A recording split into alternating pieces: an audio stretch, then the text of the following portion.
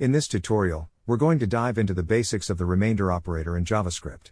Now, if you're completely new to programming, don't sweat it. I'll make sure everything is as clear as possible. So, let's get started.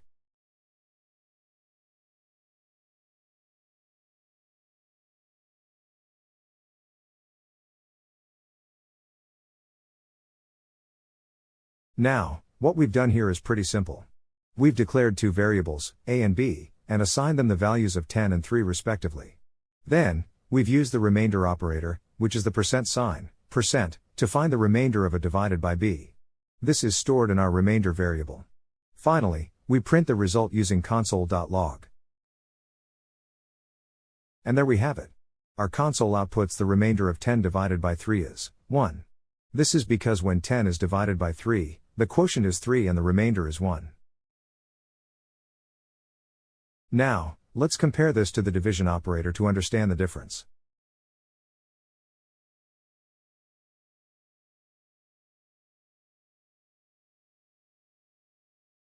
Here we've used the division operator, which is the // to find the quotient of a divided by b.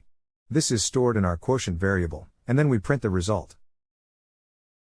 As you can see, our console outputs the quotient of 10 divided by 3 is 3.3333333333333335. This is the result of the division, not the remainder. That's the main difference between the division operator and the remainder operator. One gives you the result of the division, and the other gives you what's left over. And that's it for this tutorial. Once again, the remainder operator is a fantastic and simple tool in your JavaScript toolkit. It's simple to use and can be incredibly useful. Thanks for watching, and happy coding!